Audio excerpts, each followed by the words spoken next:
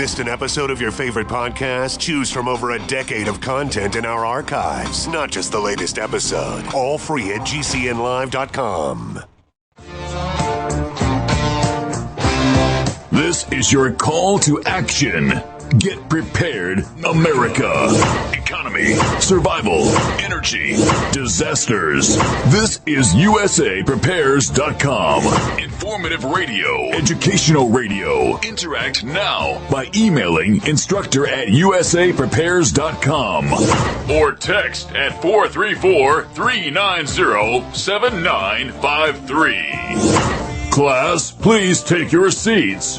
Now, your instructor, Vincent Finelli. Everyone all set? Cocked? Locked? Here we go. You're dial set correctly to USA Prepares. We're delighted you're in class with us. Rich Scheben's with us. Nathan's engineering the broadcast in Minnesota. I'm Vincent Finelli. And we're going to be talking about something that I've never done before. We're going to be talking about something I am calling directed return fire. Directed return fire. It ought to be, ought to be somewhat interesting to some of you. And some of you may decide that as a result of what I'm about to say, that you don't want anything to do with me anymore. That could happen because I'm going to use some strong words. Nathan never has to worry about me swearing or using profanity because I don't use it off the air, and I don't use it on the air because I just don't use it. But I'm going to use some strong words, and there's a reason why I'm going to use the words that I'm going to use. And I may explain for clarity why I use some of these words. Rich Scheben, are you ready for this one? Hey, where's Rich Scheben? Rich, are you there? Can you hear me now? Yeah, I can hear you. Great. Okay, super. Okay, are you ready? Right. Sorry about that. Are you ready for the broadcast, the special broadcast called Directed Return Fire? Yeah, absolutely. And Vince, we mention a lot of these things with specifics throughout the year, and I think this is going to be a little more detailed oriented. And basically, what this means in definition is that the little guy is going to stick up for the rights, the rule of law, same laws, rules, laws, and accountability. And we need to have a situation where we can not only fight back, but make it known to the people that we are losing control of our own destiny. And we have to, what we're going to do, and I think what we should do is after today, make, call out companies that don't honor their word of honor, especially if money has been transferred from hand to hand, and they're passing the buck and doing everything in their power to feather their own nest while taking advantage of the people and not honoring their word in commerce. Now, again, I don't care what anybody does in their private life. If they close the door, they do whatever they want. But when it comes to commerce, when it comes to the fact that 93% of the people in America are losing ground, we have such debt loads and credit collapsing and no savings and 60-year home ownership low for housing, and I can give statistic after statistic. We need to start calling a spade and saying it like it is. And whether it's big government or whether it be the big corporate oligarchies who are protected by big government, the mainstream media, and the court system, we're going to need to call them out. And that's basically what this is about, right, Vince? Yeah, it is. It is. So, class, here I'm going to tell you a little bit about the Finelli family, things that you may not know. And let's start with this. I'm going to be talking about 3 generations of the Finelli family. And that would be, we'll start with my dad. I could talk about 4 generations, but we'll talk about 3. My dad, me, and one of our sons. And I'd like to start out by saying the Finelli family does not look for fights. We are not looking to cause problems. But sometimes problems come our way. And when they do, if we feel threatened, we do some things that you might not approve of. You might think, wow, That's pretty strong. Or you might say, there's a lesson to be learned in there. I'm going to remember that. I'm going to tell my family about that.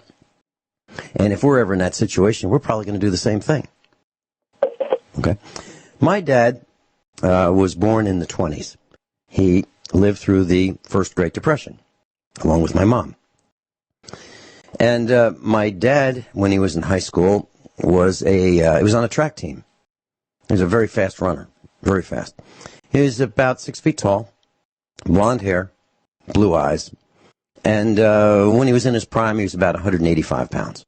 He enlisted in the U.S. Army, and they had a program that if you took this test and you scored above a certain number, they would put you on a fast-track program, and you would be called a 90-day wonder. So my dad enlisted to defend our country against the Japanese. And he called them Japs. Now, I'm not trying to be derogatory. I'm just saying that's the term that was used by GIs during World War II. They called the Japanese Japs. And they really didn't like them too much. And that's because they attacked us unprovoked.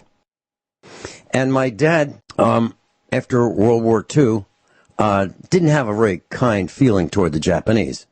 And I asked him why. And he said, well, they're trying to kill me. And they were. They would dive bomb the ships he was on. They would shoot at him. They would strafe with their planes. They would drop bombs. They were literally trying to kill my dad and all the guys like my dad who served in World War II that were fighting in the Pacific Theater. My dad was a first sergeant. Okay, so a little bit about my dad, and then a little bit more is, Italy was invaded by the Vikings. And the Vikings were pretty big, and the Italians weren't as big. And the Italians traditionally don't have blonde hair and blue eyes, but Vikings did. So I believe that my dad had some Viking blood in him. And as a result, I have some too. And maybe this is going to shed some light on what I'm going to say. So in the early 1950s, when I was just a baby, I was in the car with my mom and dad. My dad was driving, my mom was in the passenger seat, and these were the days before car seats. And my mom was holding me, and it had snowed, and the snow was plowed off the street, and the sidewalks were shoveled, but there were still piles of snow, and the roads were, wet. Well, those were the days when the cars didn't have air conditioners, and my dad had the windows down, the heat on, to try to defog the windows, and a snowball came through his window, right through, went out, because it was going so slowly, went right through the car. Missed me, missed my mom, missed my dad. My dad didn't take very kindly to that. Stopped the car, and these two boys dropped their bicycles and ran. So my dad picked up their bicycles and put them in the trunk of his car and drove away. And he took them to the police station. And he dropped them off there, and he said, here's what happened, and I have a feeling that a couple boys are going to be looking for these. That's that story. So what my dad did was let the authorities, which were way different then, and I'm talking about 1953 maybe, 1954, the police were way different then than they are now. So there were no photographs, no on-street cameras, no iPhones taking pictures of this. It was just my dad picking up the bicycles, dropping them off at the police station, and he said that there'll be a couple boys looking for these. And when they come in and they tell the story about what happened, you can give them back to them. That's that story. So, do you have a reaction to that, Rich? Well, I think it's not a bad reaction. I thought when you said that your dad picked up the bicycles, he was going to sell them to repair the damage in the truck and the broken window and things of that nature, or take them to the kid's parents' house if he knew who they were. But that's what we did back in those days. We settled things on our own. The police were they were into community service. They were into communication. They weren't bought and paid for in a lot of ways like they are today to use as surveillance and censorship and things of that nature. And when you have our own FBI and our DOJ and our CIA and other intelligence agencies obviously bought and paid for, people don't know where to go anymore. and people don't know who to trust anymore. Back in the 50s was a whole different era where you got where you wanted to get based on hard work, effort, proven results, and qualifications. And that was the bottom line. And today, none of that matters. So it's can you imagine doing that today? Oh boy, you'd probably. Well, I would. The first thing actually they would do is find out what the boys actually male or were they transgender? What skin pigmentation do they have? What ethnicity do they have? I mean, and then you'd be in the paper as a extremist, controversial, racist, bigot, sexist, misogynist, homophobe, conspiracy theorist. They just rail you. So basically, what you do means nothing compared to what group you're in. And that's pretty much the way America, unfortunately, has turned into. And that's what we're trying to change, Vince. Yep. Next story. I was when I was younger in the 1960s, I cut lawns in the neighborhood. And I would mow lawns, and my dad had one of these little ride-around type lawn mowers. It was made by a company called Jacobson, and it was called a Jacobson Chief, and it was about 7 horsepower. Maybe 8 horsepower. And he let me use this, and I'd cut lawns, and I'd get $4 per acre of lawn. And I saved my money, and ultimately, I was able to buy my first car. My first car was something that I could use to earn some more money. And that was a 1954 Willys Jeep. And it had a snowplow with a hydraulic lift that would raise and lower the snowplow on the front. And back then, we had snow on the East Coast, and I fixed this thing up, and on the inside, and wired it, and fixed the broken things. But the Jeep was $675, $675, and it came from a gas station. The gas station owner, kind of like gas station service center owner, sold it to me. Said it was good, engine was good, transmission was good, transfer case was good, 4-wheel drive was good. Got it home, found out that it had a blown head gasket. So I'm going to tell you what my dad did when we come back, right after this break. This is the learning class. This is things, tactics that you can keep in the back of your mind, and maybe you can do some of the same things if you choose to do that. I'm Vincent Finelli. Bringing back the American Small Farm. It's a 2-day regional conference, March 8th and 9th. That's this week in West Plains, Missouri. Joel Salatin will be there. And the cost of this conference will be far less than your very first mistake if you decide that you want to become a farmer. I'm going to give you a phone number to call, 417-293-0590, 417-293-0590. I'm going to be there. And so Rich Scheben's going to be filling in for me tomorrow with Dr. Richard Allen Miller. And Captain John Regan will be filling in for me on Friday with Stephen Hewer, because I'm going to be at this conference for 2 days. And it's a great conference. And I suggest that if you're considering doing what Rich Scheben and I do, growing your own food, raising animals, those kinds of things, this is a great way to get started. It's in West Plains, Missouri, March 8th and 9th. That's this week, bringing back the American Small Farm. Link on the website, usaprepares.com, page number 1, if you'd like to know more about it. Okay, so my very first vehicle. May I jump in real quick? Sure. Okay, thanks. You mentioned I'd be hosting tomorrow, but you meant Thursday, right? I'm sorry, Thursday. Yes. Yeah, that's okay. Yep. And I just want to mention one other thing about those of you who might be interested in farming. I call my place a hobby farm, folks, which means that I raise some animals, I grow my own produce, I grow some vegetables, I have a little orchard, harvest firewood on my own property. So basically what a hobby farm is doing what you love. It's a lifestyle, but it's a penny saved, penny earned environment, which means that you can save money just by, for example, as everybody knows, I live off-grid, so I make my own energy. From about second week of February through the first week in November, I don't even have to run my generator unless I'm pumping up water. So there's a lot of ways to go in the self-sufficiency arena besides being a farmer for vocation. Keep in mind, 4 to 6% of Americans make their primary income from being self-employed. So it can always be a supplement or a lifestyle change for the benefit And you're going to teach your kids and grandkids how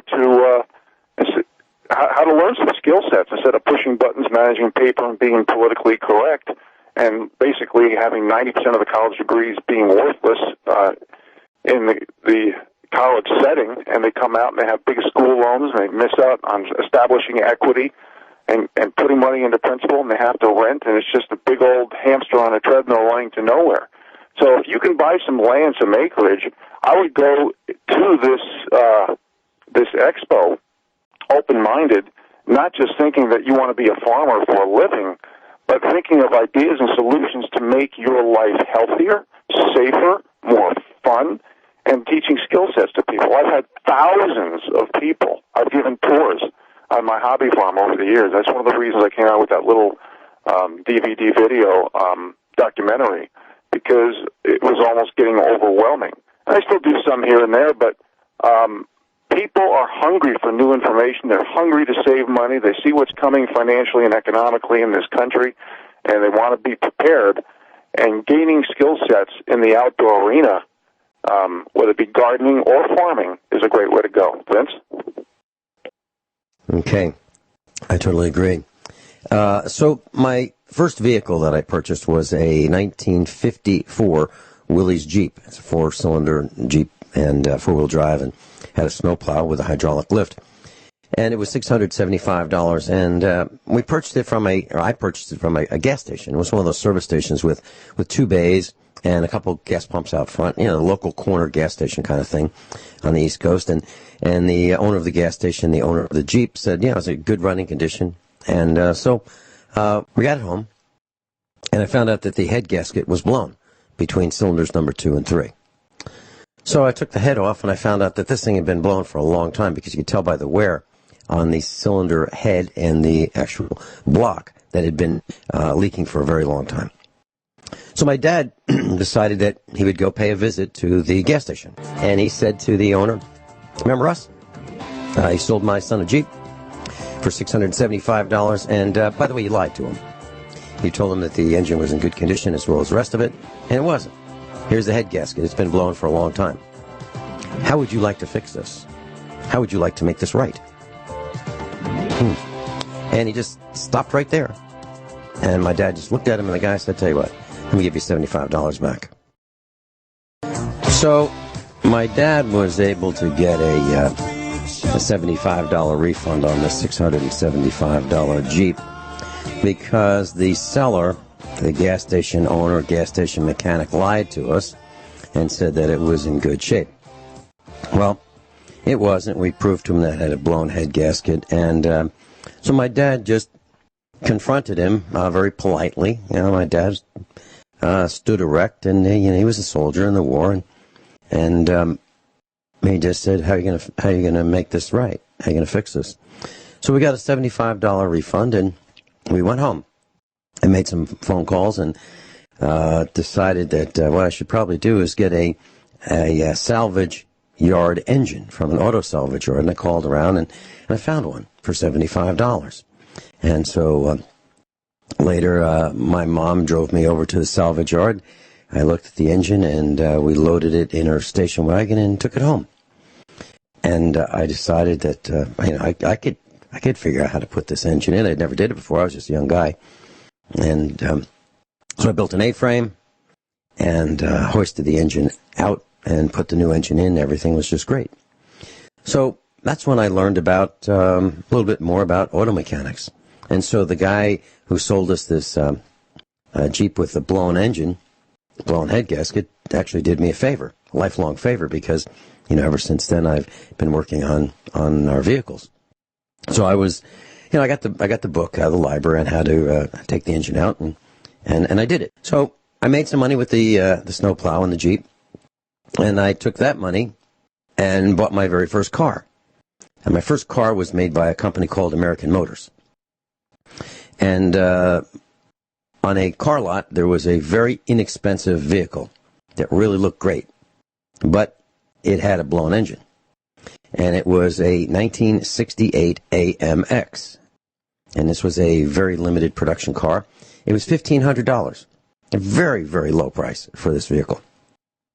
And it had a 390 engine in it, 4-speed, positive traction. It had factory racing stripes. It had the Go package. It was the fully loaded, best you could get of this American Motors car that nobody wanted because it had a blown engine. Well, I bought it. I figured, well, I could take the engine out of the Jeep and, fix that. I could certainly fix this little V8. And so I bought it, and I worked on it, and I got it running, and I replaced it. What was wrong was one of the pistons had broken ring lands. And a ring land is what keeps the piston rings in place and prevents blow-by. So the engine would run, but it had blow-by, and it wasn't running optimally, and it wasn't smooth. So I replaced the piston and the rings, and sure enough, it was just fine. Well, that car caused a lot of problems because it really looked neat. It was an unusual-looking car. And if you want to look it up on the Internet, just look up 1968 space AMX. And it was American Motors' answer to the Corvette. Well, anyway, it's a 2-seater. And I broke down on the side of the road one weekend day. And I walked to I pulled over to the side of the road and walked over to a payphone. I always had 35 cents with me so that I could always make a payphone call. Those were the days when you had payphones, lots of places. I called my dad at home and asked him if he'd come help me. And he said, okay, I'll be there. Let me get some tools, some screwdrivers, some socket wrenches, regular open-end wrenches, combination wrenches, pry bar, things like that, and a tow rope and some jumper cables, because I didn't know what was wrong at the time. I just called him and said, I'm kind of stuck here. Can you come and help me?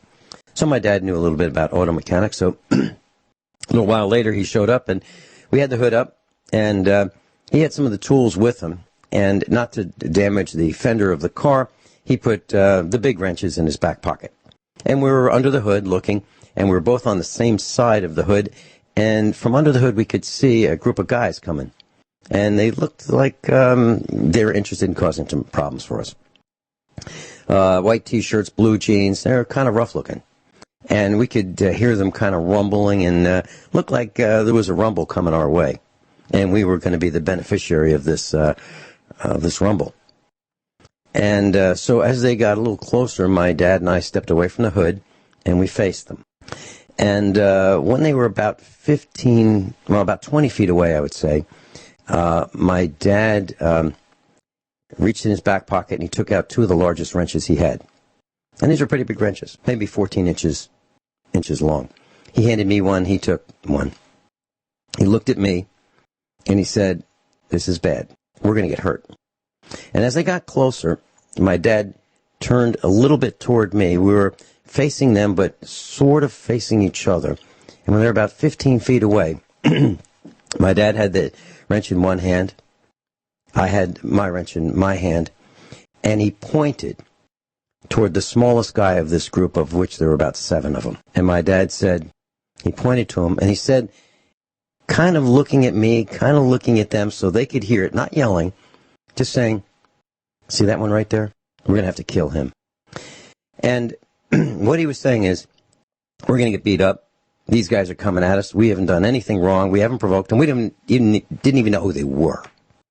But it looked like that the problem was that I broke down in their neighborhood. And that appeared to be the problem. So he looked at me so that they could hear, we're going to have to kill that one. And he pointed. Not really overtly, but not hiding it either. So they could see that what we were going to do is we were going to converge all of our energy on that one guy. What happened next was kind of surprising. They backed away. They didn't run. They just turned and walked away from us. Because what he said was, it's going to be bad, and we're going to get hurt, but we're going to kill that one guy because they're attacking us. That is a World War II type tactic.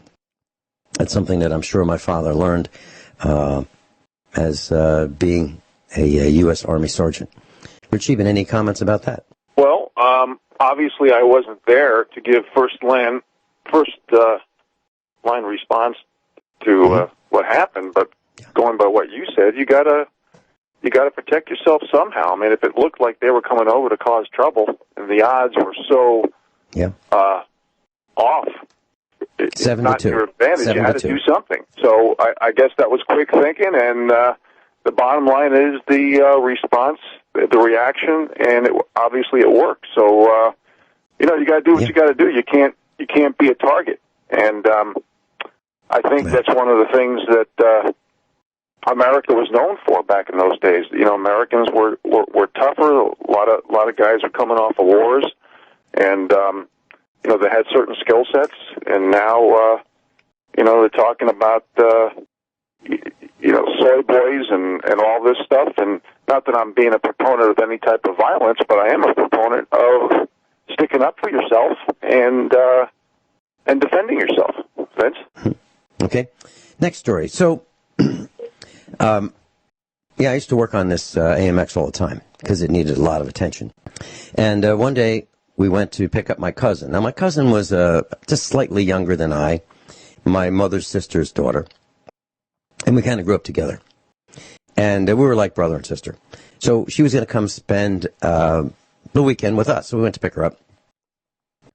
And we were in the AMX. And we were coming back from her house, and we were coming to our house. And it was dark, maybe, 8, 9 o'clock at night. And there were very few cars on the road. Now, because this was a two-seater car, my dad was sitting in the passenger seat. I was driving. My cousin was on the back floor because the AMX is like a Javelin, except they took a foot out of the middle of this vehicle. So it's shorter. There's no room for a back seat, but it was carpeted back there. So my mom was in the back on the floor. My cousin was on the floor. My dad was in the passenger seat, and I was driving.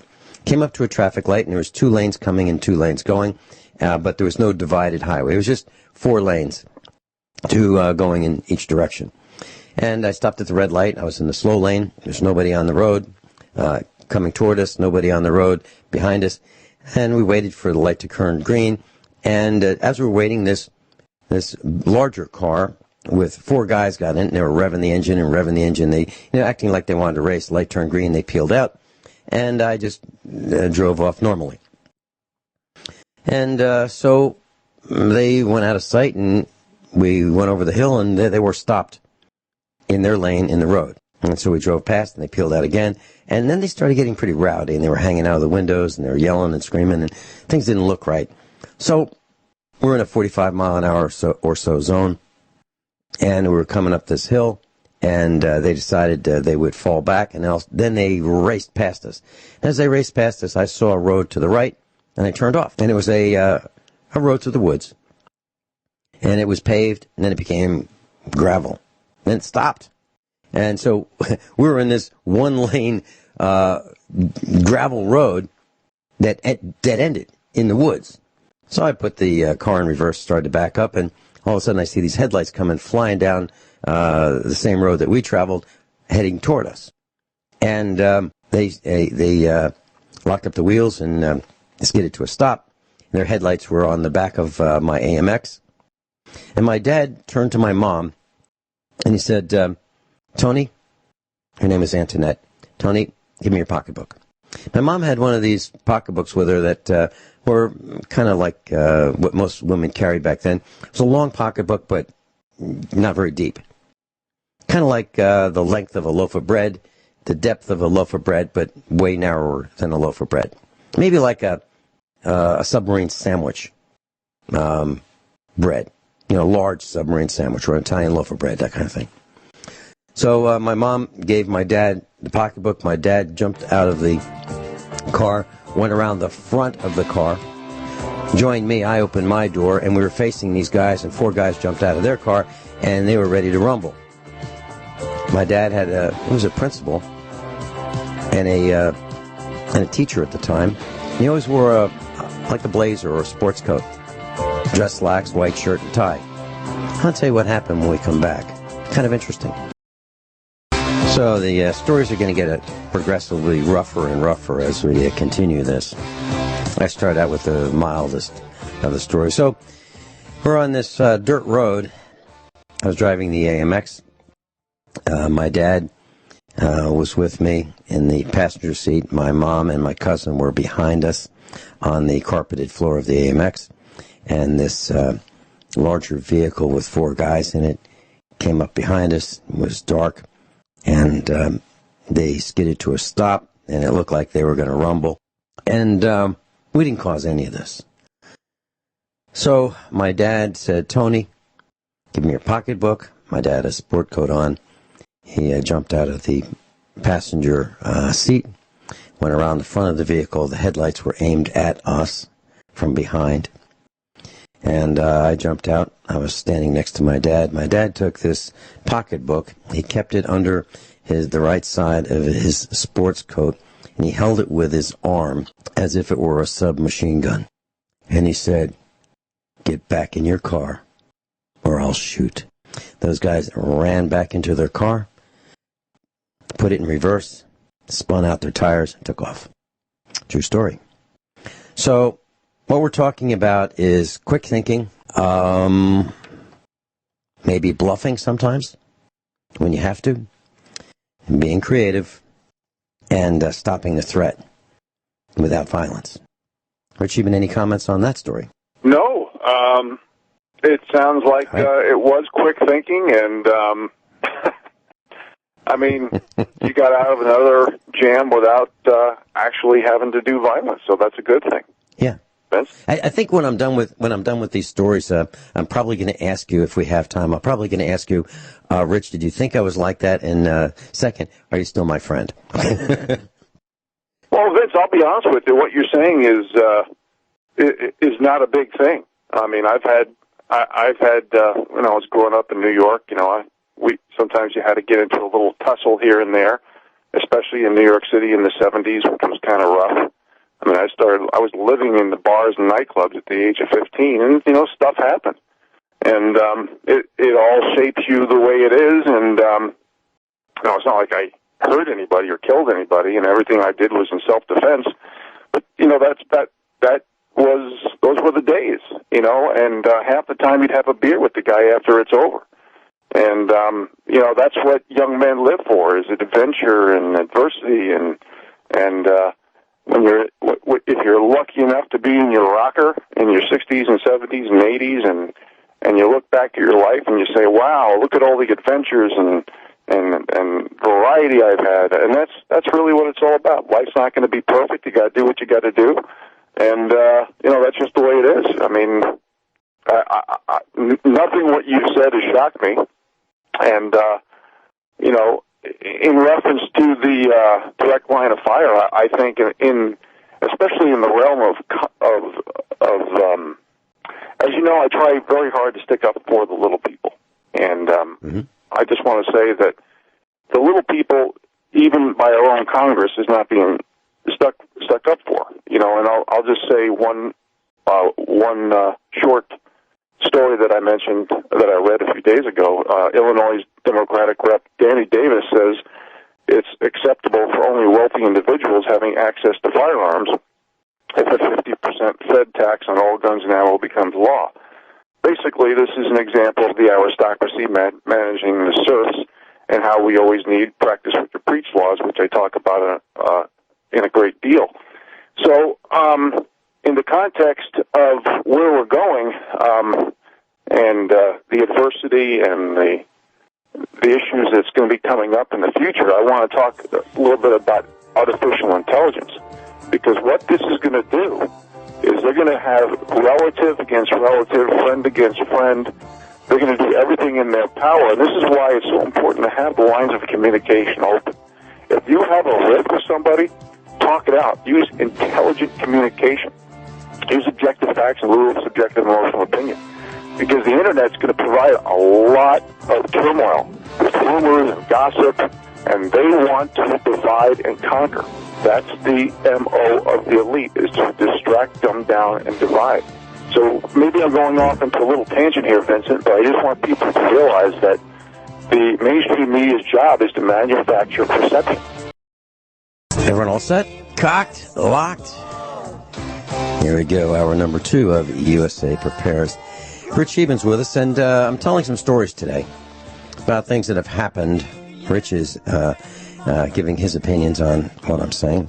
These are stories about 3 generations of the Finelli family. what happens when we are in situations that are uncomfortable. And so I'm going to continue telling these stories. I haven't talked much about Mrs. Finelli over the 6 years that we've been broadcasting here at USA Prepares, but I'll tell you a little bit more about her. Mrs. Finelli and I are the same age. And we are both baby boomers. We were both born in the early 50s. She has a degree in mathematics, and she has a master's in business administration. So she's a degreed mathematician. And she was hired by a consulting company to be a specialist in computer programming. As a matter of fact, she was hired through one of these consulting companies to be a contractor for a Fortune 100 company. You would all recognize the name of this company if I mentioned it. A very, very large company and dominant in a particular city in the East Coast. Well, we bought a house in the suburbs of the city, and Mrs. Finelli was a computer systems project manager. I was designing computer systems for a government. So I was in charge of computer systems, and so was she. And we worked very close to each other, nearby buildings, and everything was great. And so she made some friends at this company, and I'm going to talk about race here. And so when I define the next race, there's a reason why I'm doing it. Okay, I'm not picking on anybody. I'm just going to tell you the way it is and why. So Mrs. Finelli was in charge of a group of programmers at this Fortune 100 company. Mrs. Finelli was a contractor. So she wasn't employed by the Fortune 100 company, but she was employed through a contractor that her services were paid for by this Fortune 100 company. So typical for Mrs. Finelli, she would get to work early, and she was on the phone early one morning in her office, and one of her subordinates came in, had a bad day. This was a black girl. Mrs. Finelli is white. And this gal was having a bad day and attacked Mrs. Finelli from behind and threw her on the floor and started beating her, unprovoked. So Mrs. Finelli talked to her management, and her management thought that this was a pretty bad situation because, number one, Mrs. Finelli was a her services were contracted from another company. She was the best at what she did for the company who employed her services. And less than 20 years prior, there were race riots in this particular city. 50% of the people in the city were black and 50% were white. So the company didn't want to have another race riot. So they tried their best to squash this information. However, my wife was beaten, unprovoked, mercilessly, and it didn't set well with me. So what I did was I went to the local gun store, and I bought several firearms. I bought a .357 Magnum revolver. I bought a lever-action revolver made by Marlin, and it was chambered in .357. So this is looked like a .30-30, a hunting rifle. Lever action, very nicely made, but it was chambered in .357. And the idea was to have the same cartridges fit both the revolver and the rifle.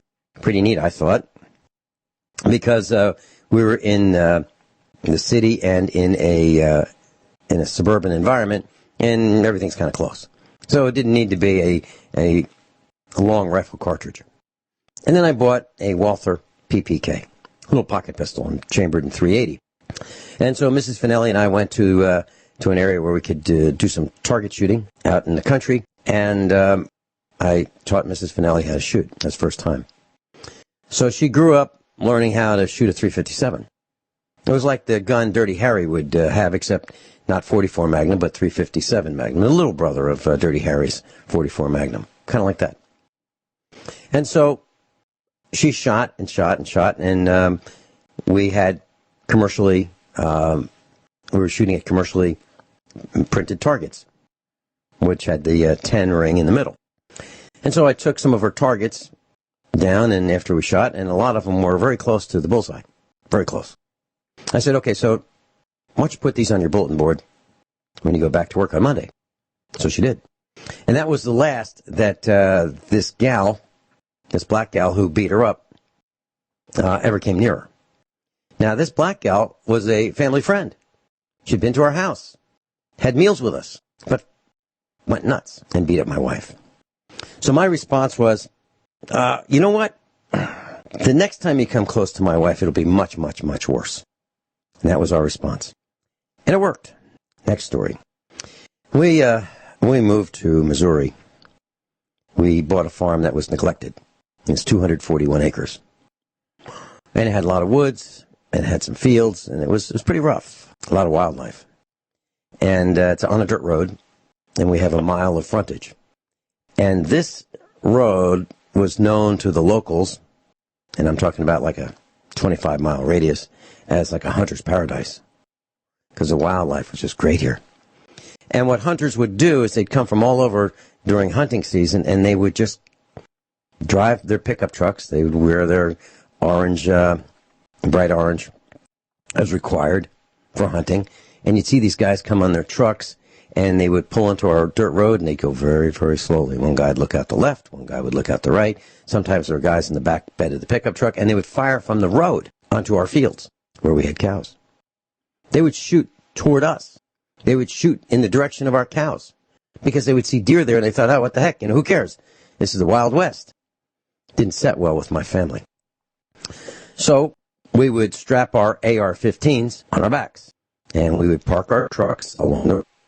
And whenever we saw one of these vehicles with hunters in it, with their orange or their camo, we'd stop them. Hey, how's it going? What are you doing? And we would ask them, what are they doing? Where are they going? And then we'd say, by the way, the people who live down this road for the next mile are crazy. And they will go ballistic if they see shots fired in the direction of their house or their cows. So for the next mile, for sure, you don't want to hunt because they're crazy. And they patrol this road. And as a matter of fact, that's us. And they would see us with scoped AR-15s, which are good for 400 or 500 yards. And you know what? Pretty soon, all of that hunting stopped. The game warden couldn't do it. The sheriff couldn't do it. Nobody could stop these hunters. But we just kind of introduced ourselves to them, explained our point of view, explained that if we felt threatened, it would be terrible. It would be absolutely terrible. And so that's how we solved the hunting problem. And one day, during this siege of the Finelli family farm by hunters, there was a truck. And this truck was a white pickup truck, and it had antennas, directional antennas on the roof. And there were dogs barking, running through our fields. And what this one particular hunter did was he would release his dogs at one end of the road. They had tracking collars on them, so they could use these antennas with the collars transmitting where the dogs were. And these dogs would run deer through a gauntlet. And then the hunters would, from the road, shoot the deer that are being chased by the dogs. That's kind of unfair, right? So this guy in this white pickup truck with the antennas was parked along our road. I heard the dogs barking, coming toward him. And I was in the pickup truck with our son, and I said, I pulled over. I said, how's it going? And he said, I'm just looking for my dogs. I said, well, okay. And I'm paraphrasing. And I explained to him that his dogs were running through our mile of fields. And if they upset our cows, and if anything happens to our cows, it'll be a terrible day. And I will feel threatened by that. And I will protect our animals. So for today, I won't shoot his dogs. For today. But I don't know about the next time. You know what? That guy never came back. Because I explained to him how it was going to be. Now, could he call the sheriff on me? I don't know. I didn't do anything. I just let him know that my cows were threatened. And I didn't appreciate it. And pretty soon the word was out.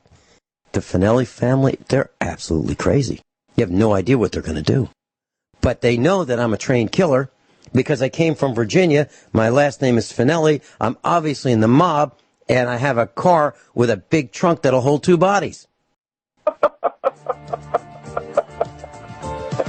And I have a backhoe.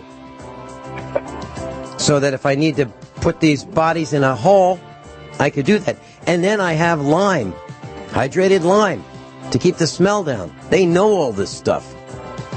They know that I have hydrated lime, a backhoe, a bulldozer, and a outdoor wood furnace that can burn cows. They know this.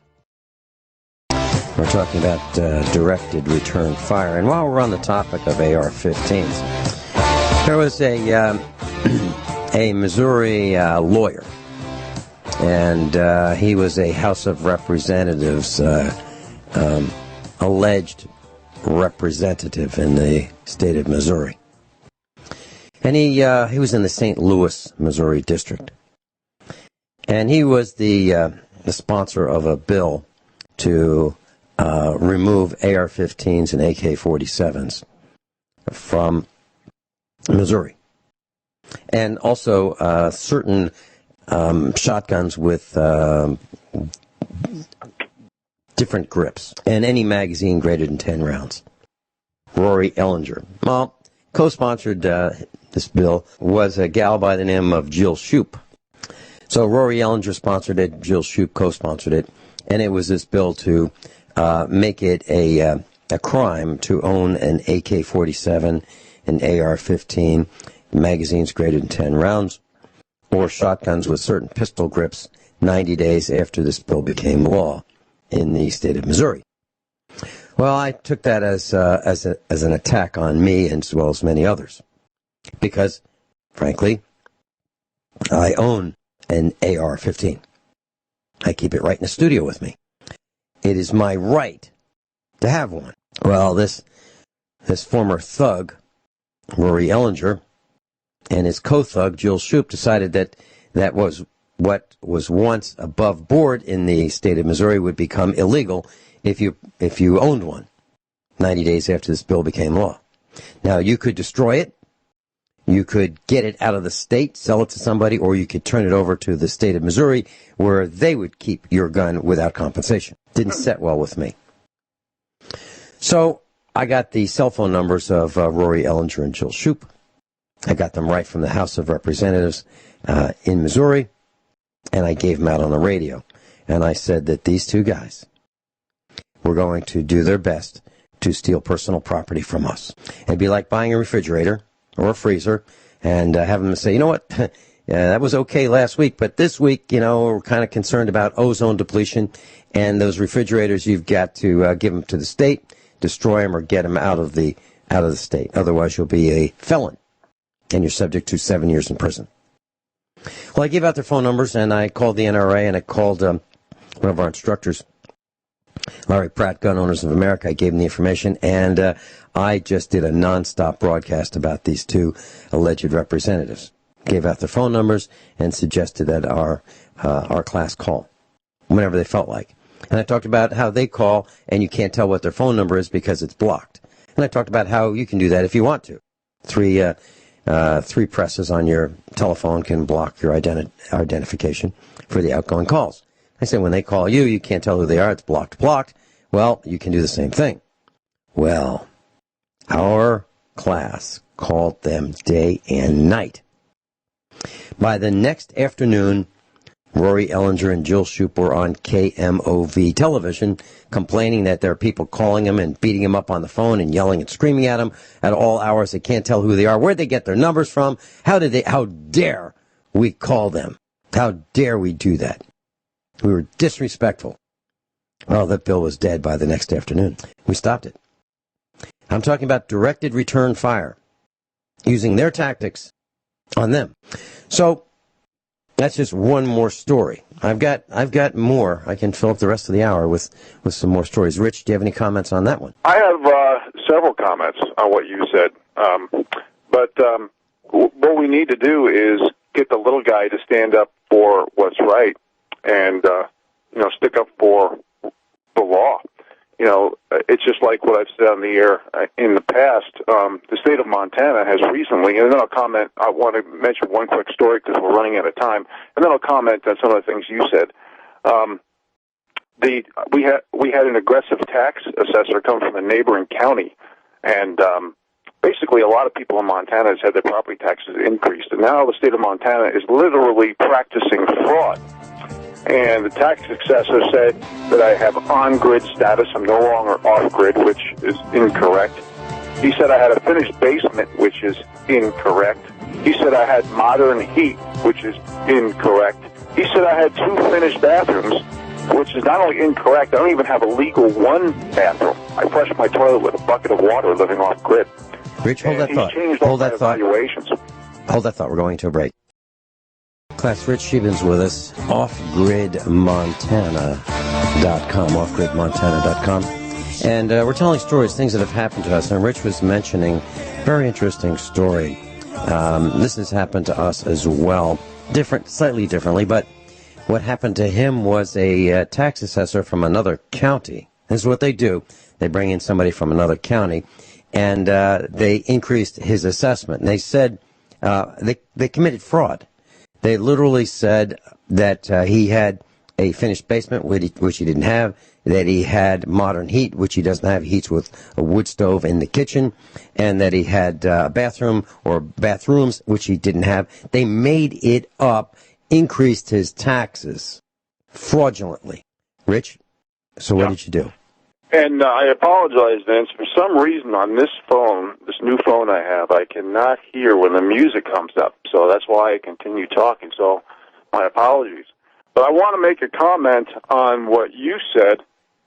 I'm going to dilute your badass a little bit. But regarding guns, I just want to mention a few things. You know, first of all, 98% of mass shootings occur in gun-free zones. 98, okay? Just keep that in mind. So USA has the highest gun ownerships per capita with 90 guns per 100 residents. And then we have issues like the Broward County Sheriff Office Department, which is obviously bought and paid for along with a lot of our alphabet agencies like the CIA, the FBI, NSA, etc. We have to do what you're saying, Vince, because there's no other choice. There's no other choice. And like I mentioned earlier, this Danny Davis, Illinois Democrat rep, basically said that it's okay for if the wealthy, the rich, can afford all the increase on gun taxes and ammo, fine, they can have it. It's, again, the aristocracy managing the serfs. But when it comes to guns, just like drugs, just like pedophilia, how are they going to stop guns when they can't stop drugs or pedophilia in our own country? Again, this is all so the law-abiding citizens, the bottom 93% of income earners, suffer more and get more controlled because of the addiction to power, money, and control by the elite. So forget about all these movies you see and these Hollywood humanity narratives. It's all theater. It's all made to distract you from something else. Now, regarding the road hunting that you went through, issue on your road, first of all, in Montana, it's illegal to run deer or any game with dogs. And in Montana, and this might sound cruel, and this has been a law for a very long time, if a dog runs a deer on your property or even on Forest Service public land, you can shoot it. You can shoot it. Now, I've never done that. If I have an issue with a neighboring dog, which is very rare, you know, I'll shoot like at his feet or something. I think I've done it like twice. Personally, I don't think I have the heart to do it. But with your situation having livestock, it could be a major issue with stampeding and breaking fences and things like that. So, you know, nothing that you said, Vince, I'll be honest with you, is startling or over the line.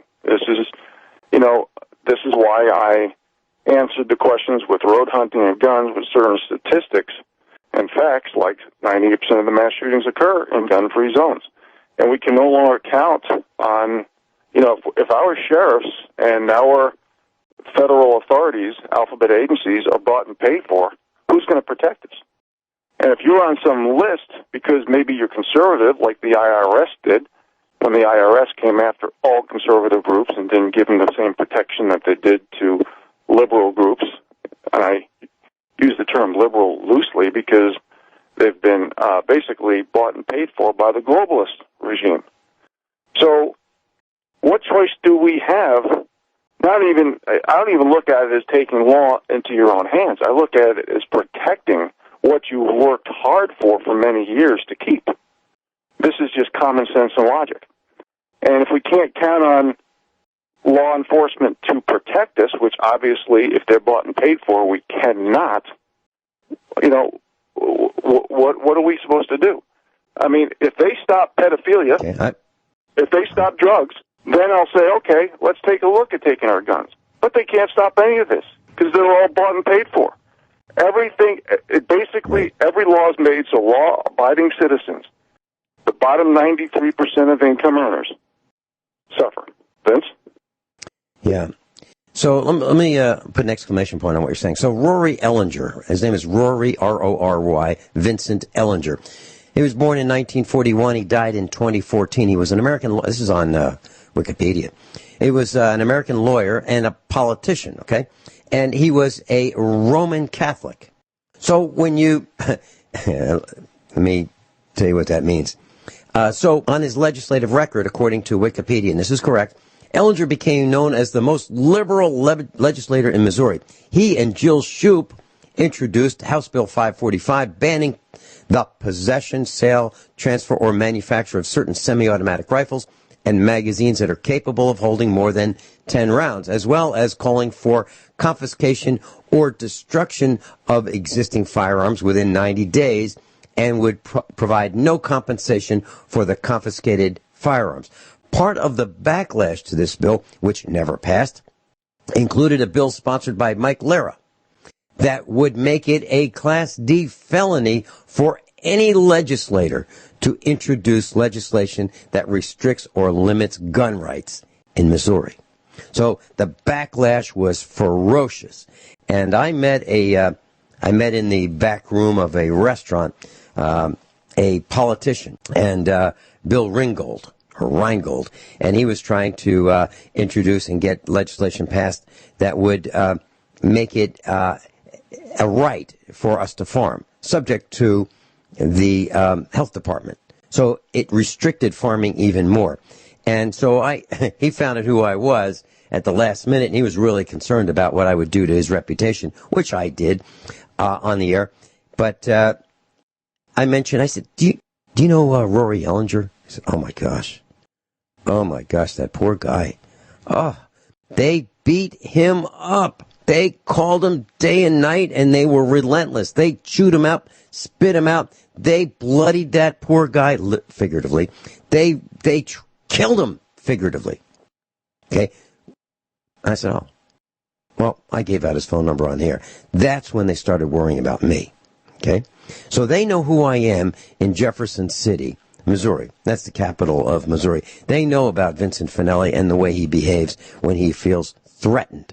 Okay? So we gave Rory Ellinger a figurative bloody nose, and Jill Shoup as well, because of their tactics to try to steal our property. Next story. I've got so many stories, but I mentioned 3 generations of Finellis. So my son has a friend, a boyhood friend. You can call them boyfriends. That doesn't mean they're gay. It means they're just buddies. They're boys. Now they're like 25, and they've been buddies for a long time. Okay? So he and his buddy, work on cars together, and his buddy's automatic transmission in his pickup truck failed. So my son got a call. My son said, Dad, he's got this problem. I said, okay, well, let's go pick him up. So we brought a tow rope, which is legal in Missouri to tow a vehicle. It's absolutely legal. You don't have to put a vehicle on a truck or tow dolly, or you can just pull it with a rope or chains or whatever. So we brought it to the farm, and we put it on our lift, and we looked at it, and yeah, sure enough, he needed a rebuilt transmission or a junkyard transmission. So my son called around, and he found a local transmission place in Lebanon, Missouri.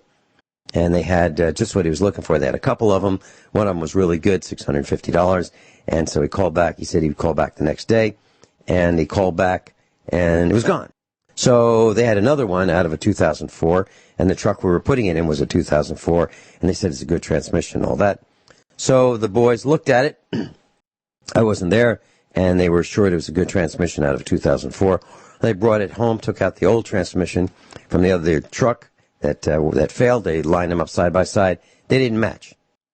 It was not out of a 2004 truck. It was out of a 2003 van. They verified this by, the numbers on the transmission. And it was a parts transmission. It wasn't something that was all original as it was represented.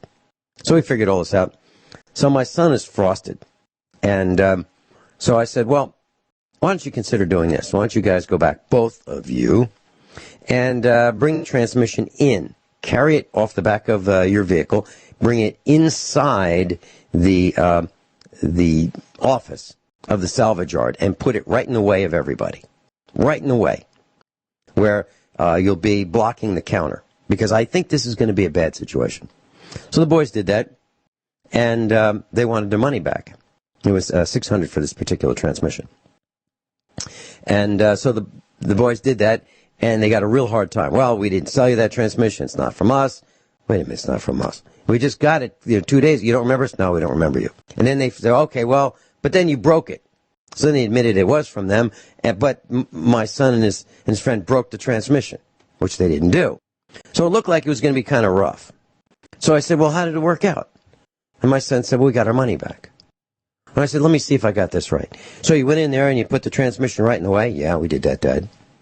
And it didn't go so well. So you turned a little bit to the side, and you put your left side toward the owner of this salvage yard. You put your left side a little bit toward him so that it looked like if you were going to take a swing and punch him out, you'd have just a little more distance between your right fist, right shoulder, and his face. Is that what you did? He goes, yeah, that's what we did. And so, without saying any words, my son stood up straight. I said, you stood up straight, huh? He goes, yeah. My son took third place in fighting in karate at Disney Wide World of Sports when he was younger. Took first place in the state of Virginia and took first place in fighting in the 6-state region. But he's kind of calm. You'd never know it. I mentioned it to Rich Scheben that that's what our son did, and it kind of surprised him that, because our son's kind of calm. Well, he just told this guy, just changed his posture, changed his direction a little orientation change, and he told this guy, you're going to give us our money back right now. Right now. And you know what? He did. No fists flew. Everything was cool. He got his money back. And they'll never do business with that lying, cheating auto salvage yard again. Class, Rich Sheben's with us. And Rich, I'm going to say something that might be kind of out of character for me. So, class, I know that the other team is listening to us. I've heard Laura Ingraham say things on the radio that we've said 3 years ago. I heard her say it yesterday. I happened to be in the car coming back from Lowe's, and I just thought, well, let's listen to the radio. Mrs. Finelli and I were in the truck, and I heard her say things that we've been talking about 3 years ago, and it's like news to her. Okay, so, but these are the highly paid people who get the high ratings, and but we don't. But anyway, so class, none of what I've said today, or I'm going to say, is true. None of it. It's all my imagination. The reason I just said that is because if these guys want to use this against me, I just said it's not true. Okay? It's all figments of my imagination. I'm just imagining all these stories. Now, you know whether it's true or not. But I'm saying it's not true.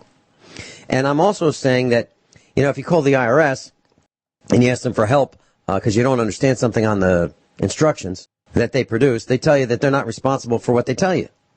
They employ people, but they're not responsible for what they tell you. Cops are allowed to lie. Okay? They're allowed to lie to you. They're allowed to say, well, I'll tell you what, you confess and turn in your buddies, and we're going to go easy on you. They lie. They don't have the authority to do that. They lie. And so what I'm saying is, if they can lie, you can lie. Now that doesn't sound like Vin Finelli. But I'm saying that when push comes to shove, and that's what these guys do, then it's okay to do the same thing that they do, which is something that Rich Scheben talks about all the time. Same rules and accountability for everybody. All right, next story. So yesterday, I was at Lowe's, the home improvement store, allegedly. And I know that in 2012, July of 2012, the Department of Energy started regulating the production of fluorescent light bulbs, T12s, T8s, and so forth. And only a few of them are allowed to be manufactured now. Now, I'm talking about you go to Walmart and you look up and you go, whoa, they've got thousands of these light bulbs up there. You go to Lowe's, they've got thousands of these light bulbs in each one of these stores. The technology is 80 years old. So the Department of Energy says, no, I can't make them anymore. Oh, except for some specialized bulbs. Well, heck, I counted about 40 fluorescent fixtures here at the farm. 40 of them. Each one uses a minimum of 2 tubes. That's 80 tubes. If I turn them all on, there's 80 of them glowing at one time. They're going to burn out. The ballasts are going to burn out. I know this. I reported this on the air. So what did I do? I went to Lowe's and I found out that, heck, they are blowing out Sylvania branded fluorescent light bulbs half price. So I went to the store and I bought every single 4-foot and 8-foot tube that fits the fixtures I have. And the incompetent the incompetent cash register person has no clue what she's doing. So she charged me for 10 cases of light bulbs, and I bought 1 case of 10 light bulbs. She doesn't know the difference between 10 light bulbs and 10 cases of light bulbs. Now, it's okay with me because I charge this on my credit card, and I can always dispute it. So I wrote where it says signature, to be verified, VF. That's my signature for this, because I knew it wasn't right. But I was being pressured because there were people in line waiting behind me, tapping their feet. They're annoyed because this incompetent cashier can't get it right. So I got home and I looked it all up. I called the store and I said, here's what happened. I was charged for 10 cases instead of 1 case. There are a whole bunch of items on this particular receipt. They're all fluorescent light bulbs. And I asked for the manager. Well, the manager they got to verify it. They want to see the receipt. I said, no, I'm not coming in. It's a 50-mile round trip. You guys made the mistake. Tell you what, go look at your surveillance video. You'll see I only got 1 case. Go talk to Michael. He's the guy that helped me. He helped load the cart. Everything was ready for me because I called in ahead of time. Ask him. Look at your video. Look at the receipt. Look at your inventory on hand. I couldn't buy 10 cases because you didn't have 10 cases. They called me back and they said, you know what? We looked at the video. You're right. You only bought 1 case of this particular 4-foot. The rest you bought were 8-foot. It's clear. So they issued a refund on the phone. What I'm telling you is you call the managers. Call the managers of these stores. Demand that they give you satisfaction. And they probably will. Rich, we're going to have to do this again next week. We didn't finish. Thanks so much for being with us.